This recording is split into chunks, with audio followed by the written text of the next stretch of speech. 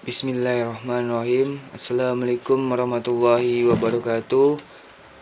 Tak lupa kita panjatkan syukur kehadiran Allah Subhanahu wa taala dengan ucapan Allahumma sholli ala sayyidina Muhammad wa ala alihi sayyidina Muhammad. Perkenalkan, nama saya Muhammad Reno yang akan membacakan makalah yang berjudul Khilafah dalam Al-Quran dan Hadis. Pengertian kata khilafah dalam gramatika bahasa Arab merupakan bentuk kata benda verbal yang mensyaratkan adanya subjek atau pelaku yang aktif yang disebut khalifah.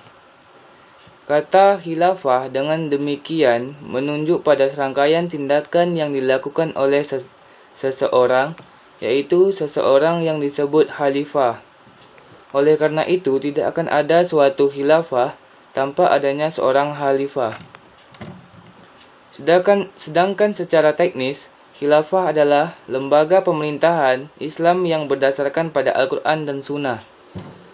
Khilafah merupakan medium untuk menegakkan agama dan memajukan syariah.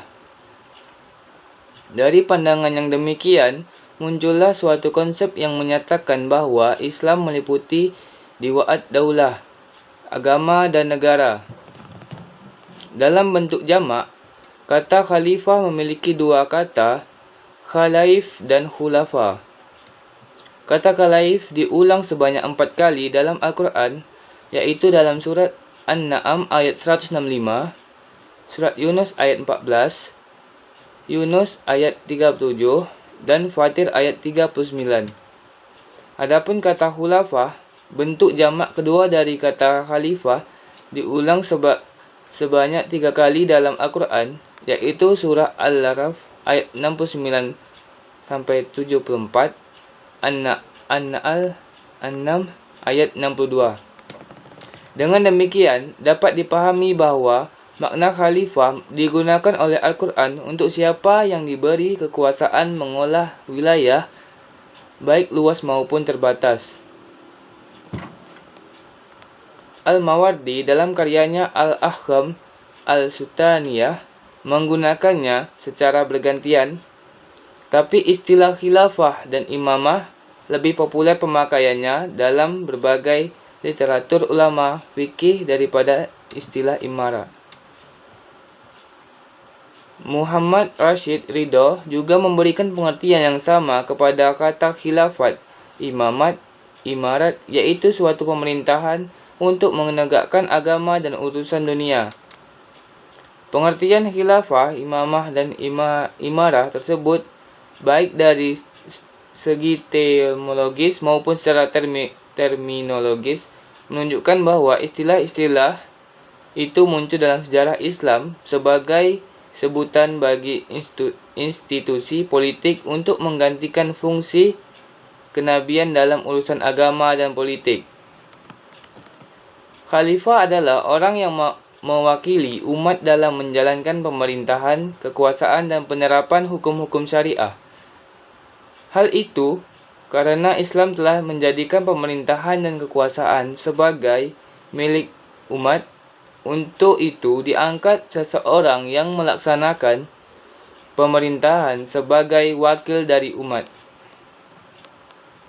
Baiklah, pembacaan akan dilanjutkan oleh teman saya, M. Rahmat Hidayat. Assalamualaikum warahmatullahi wabarakatuh. Saya M. Rahmat Hidayat dan saya akan melanjutkan pembacaan dari Muhammad Reno. P. Dasar hukum wajibnya khilafah. Siapapun yang menaalah dalil-dalil syar'i dengan cermat dan ikhlas akan menyimpulkan bahawa menegakkan daulah khilafah hukumnya wajib atas seluruh kaum muslimin. Di antara argumentasi syar'i yang menunjukkan hal tersebut adalah sebagai berikut. 1. Dalil dari Al-Quran. Quran surat An-Nur ayat 55. B. Quran surat An-Nisa ayat 59. 2. Dalil dari hadis Rasulullah SAW. Artinya, dulu Bani Israel selalu dipimpin dan dipelihara urusannya oleh para nabi. Setiap nabi meninggal, nabi lain menggantikannya. Sesungguh tidak ada nabi sesudahku. Akan tetapi nanti ada banyak khalifah. Hadis riwayat Al-Bukhari dan Muslim. Rasulullah juga bersabda yang artinya, Di tengah-tengah kalian terdapat masa kenabian yang berlangsung selama Allah menghendakinya. Lalu dia akan mengangkat masa itu ketika berkehendak mengangkatnya. Kemudian akan ada masa khilafah al-minhaj al-nubuwah. Hadis riwayat Ahmad. 3. Dari dalil kaidah syariah, dilitik dari analisis usul fikih, mengangkat khalifah juga wajib. Dalam usul fikih dikenal kaidah syariah yang disepakati para ulama. Sesuatu kewajiban yang tidak sempurna kecuali adanya sesuatu, maka sesuatu itu wajib keberadaannya. Menerapkan hukum-hukum yang berasal dari Allah SWT dalam segala aspeknya adalah wajib. Sementara hal ini tidak dapat dilaksanakan dengan sempurna tanpa adanya kekuasaan Islam yang dipimpin oleh seorang khalifah. Maka dari itu, berdasarkan kaidah syariah tadi, eksistensi khalifah hukumnya menjadi wajib. C. Kriteria khalifah. Menurut Syekh Muhammad Al-Hasan Adod As-Syahkiti dan juga menurut HTI, paling tidak ada 7 syarat atau kriteria menjadi seorang khalifah. 1. Muslim.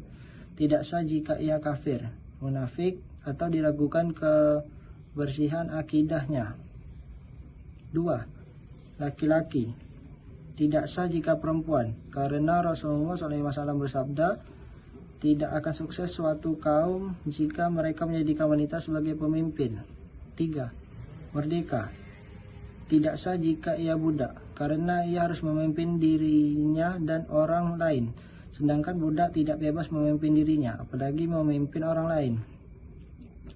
4. Balik. Tidak sah jika anak-anak, karena anak-anak belum mampu memahami permasalahan, sebab anak-anak belum bisa membedakan antara yang baik dengan yang buruk. 3. Mujtahid. Orang yang bodoh atau berilmu karena ikut-ikutan. Tidak sah kepemimpinannya seperti yang dijelaskan Ibnu Hazm, Ibnu Tamiyah, dan Ibnu Abdil Bar bahwa telah ada jima atau konsensus para ulama bahwa tidak sah kepemimpinan tertinggi umat Islam jika tidak sampai derajat mujtahid tentang Islam.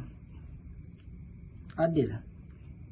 Tidak sah jika ia zalim dan fasik, karena Allah menjelaskan kepada Nabi Ibrahim bahwa janji kepemimpinan umat itu tidak sah bagi orang-orang yang dizalim.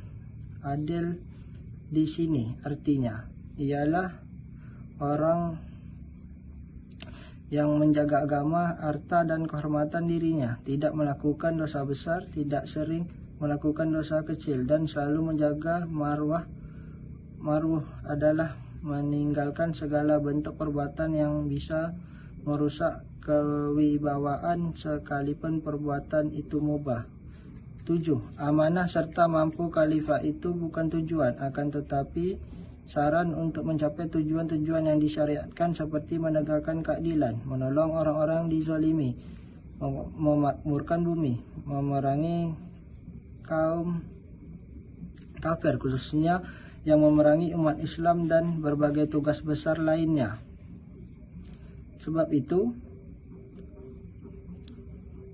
itu Imam Ibnu Badran menjelaskan bahwa pemimpin-pemimpin muslim di negeri-negeri Islam yang menerapkan sistem kafir atau musyrik tidaklah dianggap sebagai pemimpin umat Islam, karena mereka tidak mampu memerangi musuh-musuh Islam dan tidak pula mampu menegakkan syariat Islam, dan bahkan tidak mampu melindungi orang-orang yang dizalimi dan seterusnya.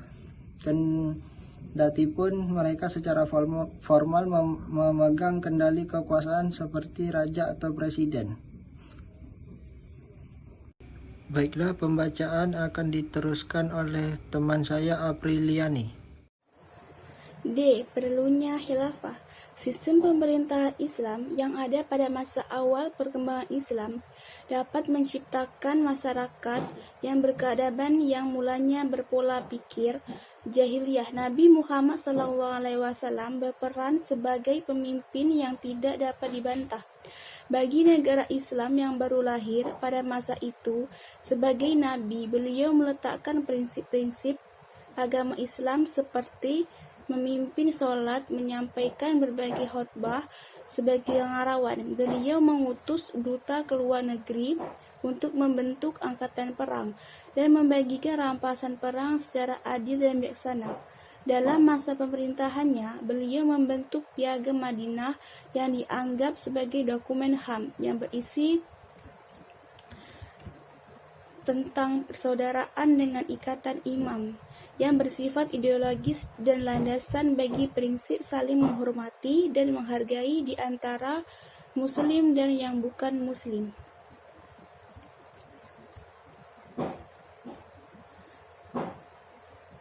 Pada masa Ali, pemerintahan Islam mengalami gejolak yang lebih dahsyat. Saat itu muncul berbagai ragam faksi politik yang membentuk spektrum pemikiran politik Islam, yaitu kaum Khawarij, Syiah, dan Sunni, yang setiap kelompok ini mempunyai pemikiran yang saling berseberangan dan kaum-kaum tersebut dapat membentuk ideologinya masing-masing. Namun pada masa berikutnya, sistem pemerintahan Islam lebih cenderung ke sistem Umayyah. Indonesia hingga saat masih ini menggunakan sistem demokrasi dalam menjalankan kepemerintahannya. Assalamualaikum warahmatullahi wabarakatuh.